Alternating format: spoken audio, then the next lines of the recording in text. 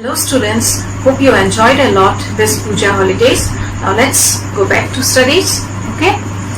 Okay, so the next topic which we are going to start today is derivatives. If you haven't watched the video of limits, that is the first part of this chapter, then do watch it, okay? Then this derivatives part will be easier for you to understand. Okay, then this derivatives part is very important when you come across sums in physics. So at first we will discuss the definition of derivatives, then we will move on to the formulas which will be required for doing the sums, and then we will start the exercise. Okay, so the definition of derivative is, suppose f is a real valued function. So we will take a function which is satisfied for any real values, and a is a point in its domain. I think domain you got in the first chapter, yes. So any point, suppose it is contained in the domain of the function, and the derivative of f at that point is defined by f dash a. This is called derivative of f at the point a. F dash a is equals to limit h tends to 0 f of a plus h minus f of a divided by h. Okay, you can remember it this way also. F of a plus h minus a and a will get cancelled, and hence you are left with only h. This is the way to remember. Okay, actually we don't get it this way. Provided this limit exists, that means limit of the function must exist. Okay, then only f dash a will be defined using this rule. Coming on to the next definition, it is given, suppose f is a real valued function. Here again a function is taken which is satisfied for any real values. Then derivative of f at x, okay, is defined by f dash x is equals to limit h tends to 0 f of x plus h minus f of x divided by h. This is same as this itself, only difference is here we are finding derivative of f at x, and here in the first definition we are finding the derivative of f at x equals to a. Okay, x equals to a, f dash a is equals to limit h tends to 0 f of a plus h by h minus f of a. The value of a will be mentioned in the question itself. Okay, so here again limit must exist, then only you can apply this rule. And this definition is also called the first principle of derivative. You may get one more question, what is the first principle of derivative, or find the derivative of a function using first principle of derivative. Then you have to apply this rule and then find it out. There are questions. Okay, the exercise also we will do. Okay, now f dash x is also denoted by ddx of fx. Anyway you can write in physics, I think so you got, and if you haven't then you will get it. Okay, you'll be given to find derivative, you will apply this ddx of fx, this way we write.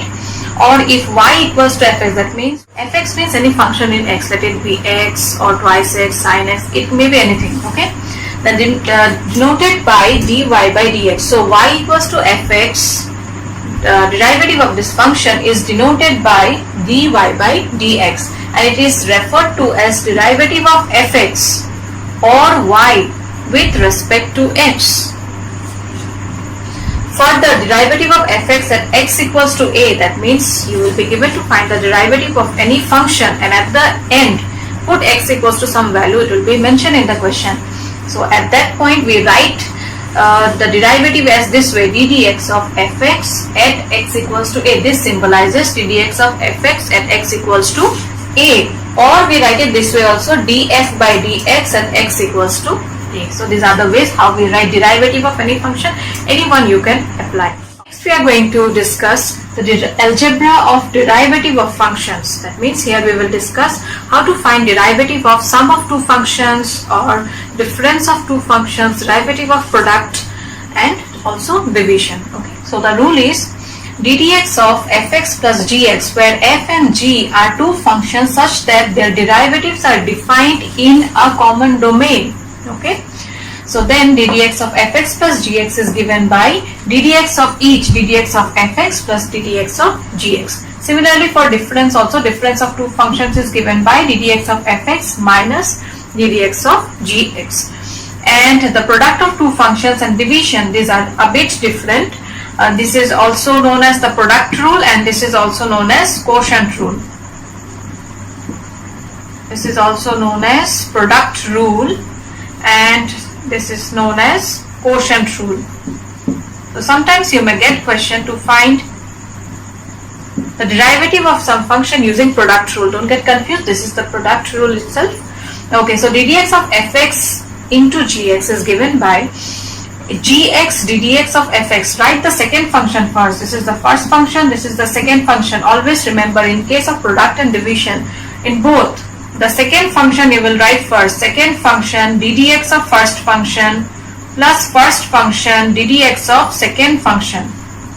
Okay, and in case of division also, second function you will write first, second function ddx of first function. Only difference is here you will use minus sign and here you will use addition sign. Okay, here again first function ddx of second function, but in case of your division you have to divide this by the square of the second function.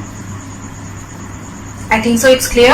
In case of product rule you will use addition sign, in case of division you will use minus sign, and the numerator has to be divided by second function square.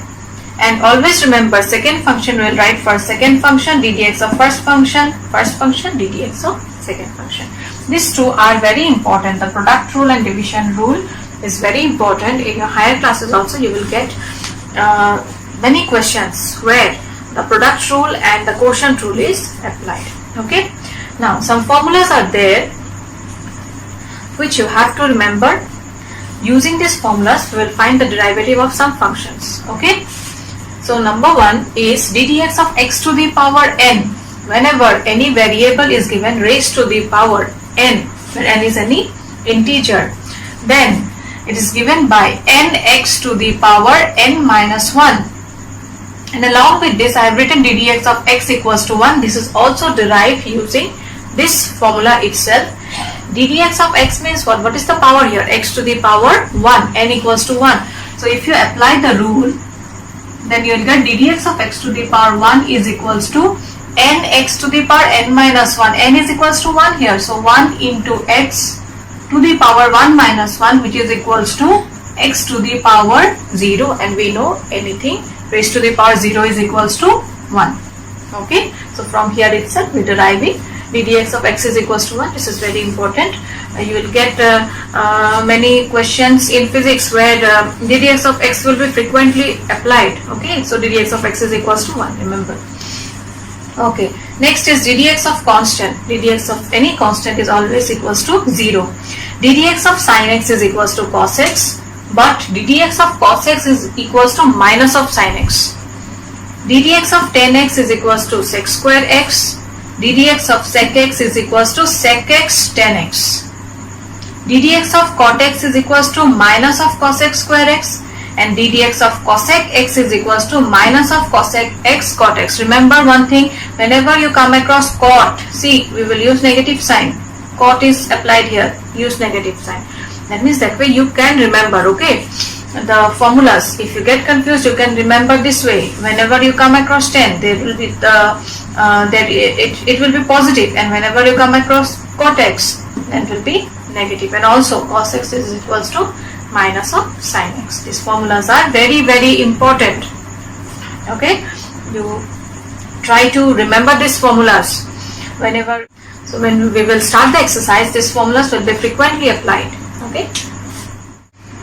Okay, students. So let's start the exercise now.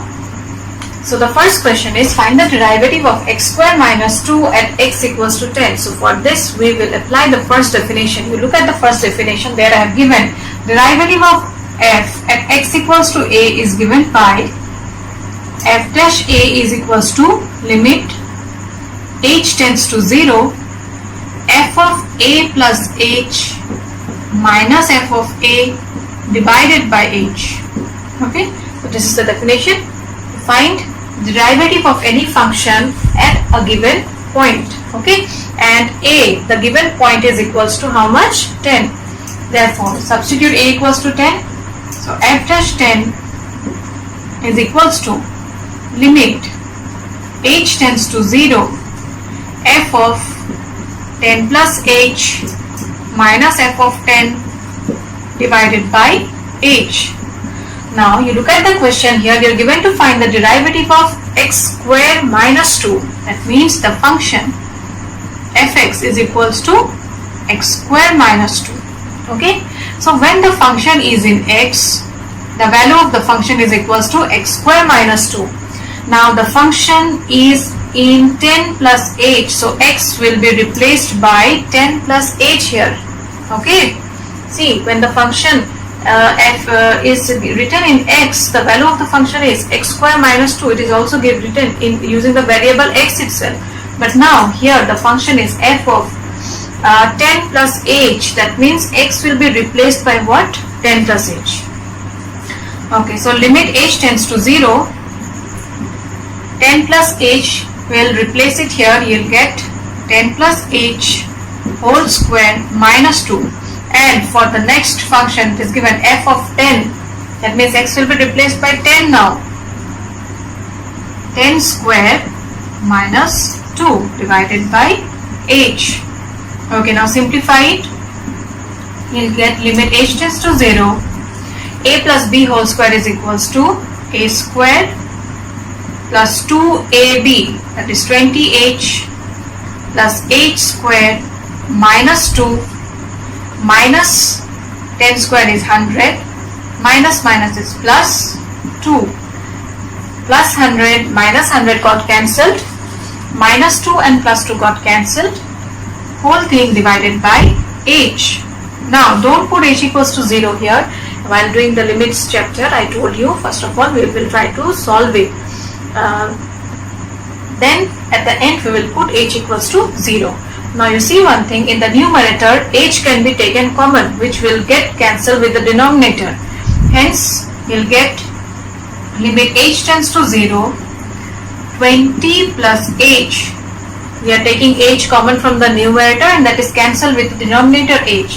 Now you put h equals to 0 here, you will get the value as 20.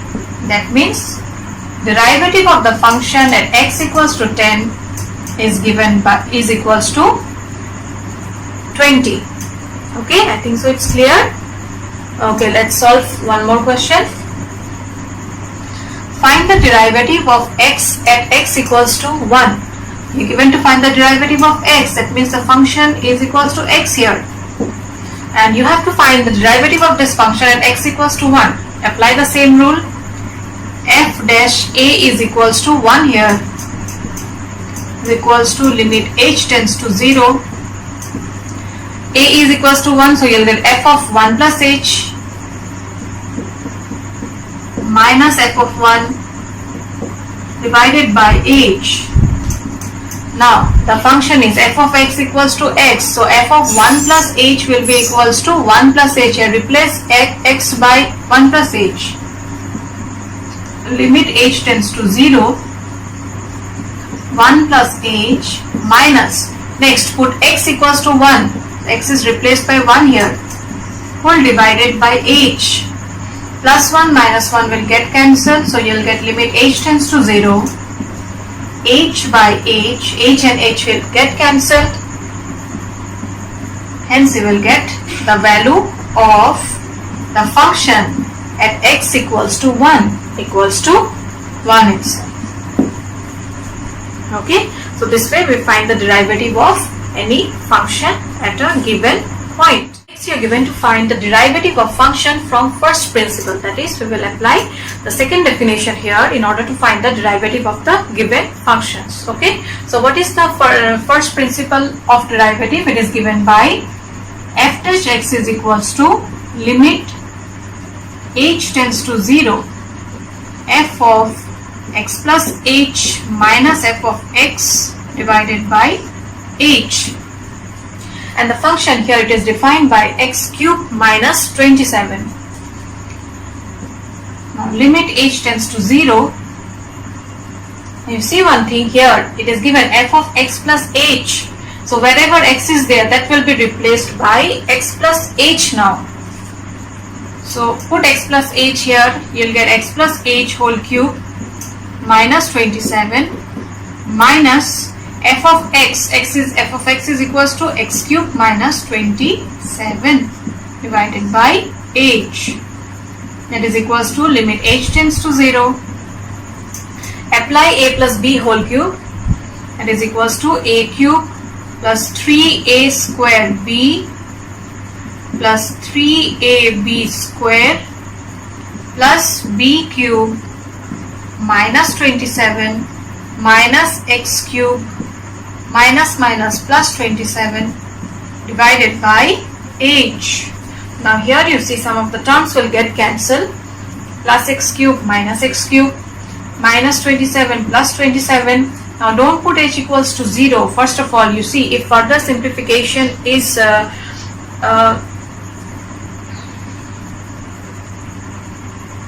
next you see if further simplification can be done or not. Okay, so here we can take h common, which will get cancelled with the denominator. Hence you'll get limit h tends to 0, 3x squared plus 3xh plus h squared. Next put h equals to 0. These two terms will be equals to 0, and hence you'll get the value of f dash x to be equals to 3x squared. Okay, so let's do one more question, then this part will be clear. Okay, so here again the function is fx equals to x plus 1 by x minus 1, and you are given to find the derivative of the function using first principle. So f dash x equals to limit h tends to 0. Now see one thing, here it is given f of x plus h, and as I told you, x will be replaced by x plus h both in numerator and denominator, which whenever you are given to find the value of f of x plus h, put x equals to x plus h. Okay, so limit h tends to 0, x plus h plus 1 divided by x plus h minus 1 minus f of x. F of x is equals to x plus 1 divided by x minus 1 whole divided by h. This h I have written here. Okay, now simplify it. Limit h tends to 0 divided by h. Take LCM.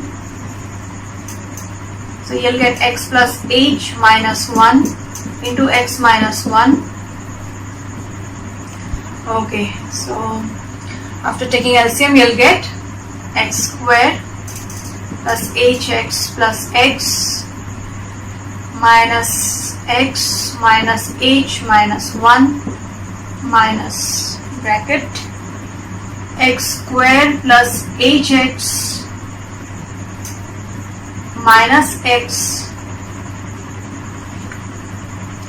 plus x plus h minus 1.